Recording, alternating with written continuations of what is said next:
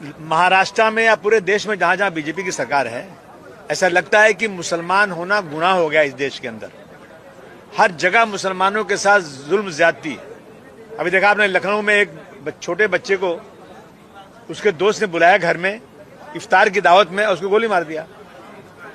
अब उस गोली मारने वाले का घर नहीं गिराया जाएगा, अगर मुसलमान होगा तो घर गिरा दिया जाएगा। अभी यहां महाराष्ट्र में दो लोग मेरे विधानसभा के, एक वली मोहम्मद शब्बीर और रेहान कुरैशी, ये लोग कराड़ से गाड़ी में जानवर लेके निकले। जानवर लीगल थे, कोई इलीगल नहीं थे।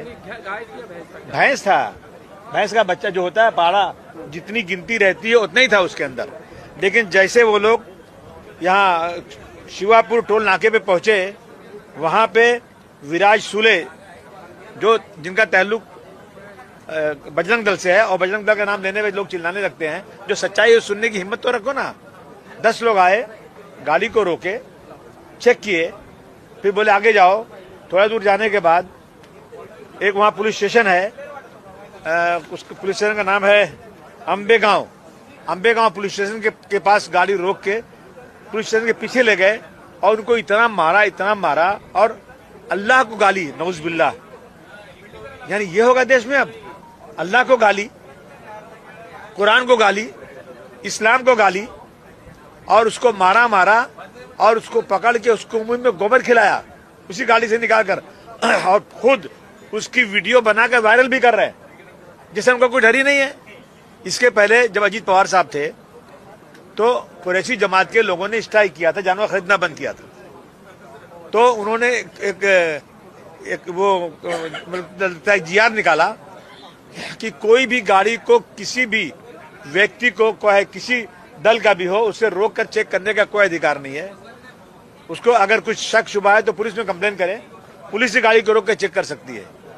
इस गाड़ी में कोई ऐसी चीज नहीं जो कि इलीगल हो।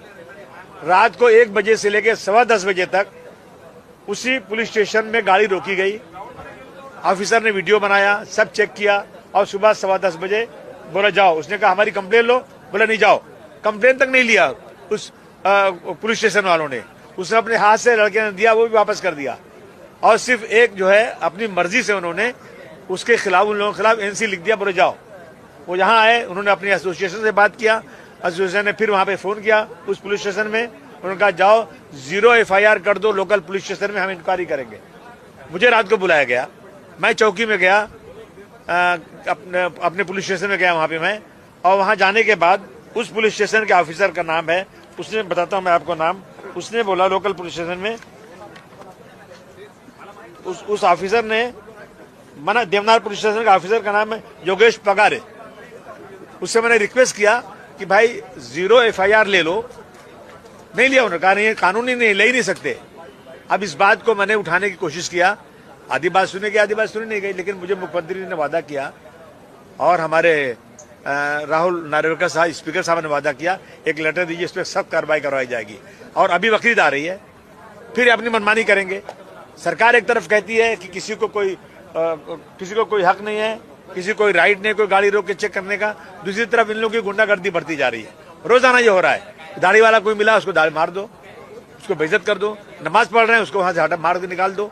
ये रोजाना हो रहा है। मैं समझता हूं इससे सिचुएशन देश की खराब हो रही है और मुसलमानों के दिलो दिमाग में एक जो है ना, एक सरकार के खिलाफ एक गम गुस्सा का मामला है कि जिससे लगता है इस मुल्क के अंदर मुसलमानों के लिए कोई कानून है ही नहीं है। दूसरा सर एक मुद्दा जुड़ा हुआ है, महाराष्ट्र के रिक्शा वालों से जुड़ा हुआ है कि नए परमिट जारी नहीं किए जाएंगे। ये निर्णय लिया है परिवहन विभाग ने, सरकार का सरनाइक ने आके इसके ऊपर बयान दिया। लेकिन अब उनका ये कहना है कि फैसला हम इसलिए ले रहे हैं क्योंकि बांग्लादेशी भी इसमें घुसे हुए हैं, ट्रैफिक भी बहुत ज्यादा हो रहा है, इन सारी कारणों की वजह से नया परमिट नहीं दिया जाएगा बांग्लादेशी। देखिए ऐसा है ना कि बांग्लादेशी के नाम पर क्यों जबरदस्ती का वायला मचाया जा रहा है। पहले सरकार बताए कि बांग्लादेशी आते कैसे हैं, बॉर्डर की सिक्योरिटी किसके जिम्मे है और ऑफिसर किसके हैं, जो लोग यहाँ उनको जो है पहचान पत्र देते हैं, उनको आधार कार्ड बनाते हैं, पासपोर्ट बनाते हैं, उनको राशन कार्ड बनवाते हैं, कौन है लोग। ये सब चीजें को छोड़ करके बांग्लादेशी ये सिर्फ और सिर्फ बांग्लादेशी के आड़ में मुसलमानों को तकलीफ देना है। इनको बांग्लादेशी को निकालो, किसी को कोई इसमें वो नहीं, जरूर निकालो उनको। लेकिन याद रखिए, बांग्लादेश बनाने वाले हमारी प्रधानमंत्री थी, जिन्होंने मदद करके बनाया था, और उस जमाने में बहुत सारे बांग्लादेशी भारतवर्ष में आए भी थे। निकालिए उनको अब यहाँ से। लेकिन इस तरह से रोज आना जाकर के हर एरिया में, हमारे यहाँ जो किरीट सोमैया जी जाकर के बांग्लादेशी के नाम पर इतना डर गए हैं, वो ऑफिसर लोग, मेडिकल ऑफिसर जो लोग बर्थ सर्टिफिकेट और डेथ सर्टिफिकेट देते हैं, वो लोगों ने देना ही बंद कर दिया। मेरे मानपुर शिवाजी नगर में कोई परमानेंट एमओएच नहीं है ही नहीं, काम करने को तैयार नहीं है। तो ये जो है एक आड़ लेकर के लोगों को तकलीफ देना। अब जिन बच्चों को बर्थ सर्टिफिकेट नहीं मिल रही है, उनका एडमिशन नहीं हो पा रहा है, तो सरकार को ये गंभीरता से लेना चाहिए।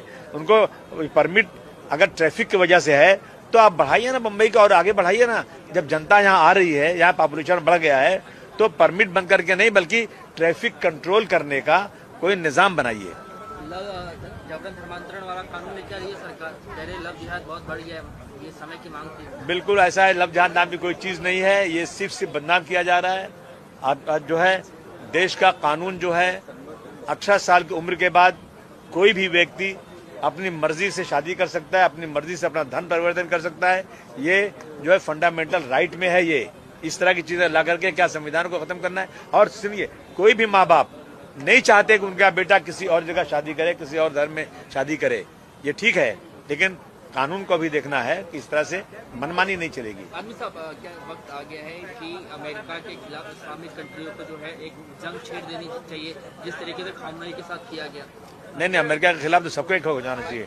पहले भी डॉक्टर राम मनोहर लोहिया साहब का ये कहना था, बार बार कहा था उन्होंने, भारतवर्ष, पाकिस्तान और जो है नेपाल, श्रीलंका, बांग्लादेश, इसका एक महासंघ बनना चाहिए, ताकि अमेरिका की जो चौधराहट है, अमेरिका चाहता है हर चीज पे मेरी मोनोपोली हो, पूरा पेट्रोल मेरे हाथ में आ जाए, पूरा पानी मेरे हाथ में आ जाए, पूरा जो है ये जहाज बनाना, ये लड़ाई के जहाज बनाना, शिप बनाना, ये सब उनके हाथ में रहे, उनकी मोनोपोली है, और इस तरह की दादागिरी उनकी है। तो मैं समझता हूँ सारे लोगों को इकट्ठा होकर के किसी एक की मोनोपोली के खिलाफ खड़ा होना चाहिए। अब ट्रम्प साहब बताएंगे कि रशिया से हम कब तक तेल खरीदे नहीं खरीदे? आज़ादी कैसी ले ली थी? गांधी जी ने आज़ादी का लड़ाई इसीलिए लड़ी थी कि हम गुलाम हो जाएं, हम जो ट्रम्प के बोलने पे काम करेंगे। हमारा देश एक मजबूत देश है, हमें इस तरह की किसी की डिक्टेटरशिप बिल्कुल कबूल नहीं होना चाहिए। आजमी साहब गांधीली में फेरी वालों ने बीएनसी के ऊपर हमला किया, तो मैं वहाँ पर गए, कह रहे कि हम इसलिए कहते कि बांग्लादेशी रोहिंग्या को भगाओ, ये लोग यहाँ पर अवैध यहाँ पर ठेले लगा रहे, ऊपर से दादागिरी कर रहे। किरीट सोमैया पे केस होना चाहिए, झूठ की बात करते हैं वो। कितने बांग्लादेशी पकड़े उन्होंने? इसके पहले उन्होंने जाकर के माले गांव में बांग्लादेशी के नाम पे किया, वहां पर एक जो है एक टीम बनाई गई सर्च करने के लिए, एसआईटी गठित हुई। एसआईटी ने अभी तक कोई रिपोर्ट नहीं दिया कि कितने बांग्लादेशी है, कितने पकड़े गए। ये सिर्फ और सिर्फ बांग्लादेशी का नाम लेकर जाएंगे ना, लोगों के बीच में घुसेंगे और उनके साथ पुलिस रहेगी, तो लोगों को गुस्सा तो आएगा। मैं इस तरह से हमला तो नहीं करना चाहिए, लेकिन जब हद हो जाती है तो आदमी गुस्से में आ जाता है।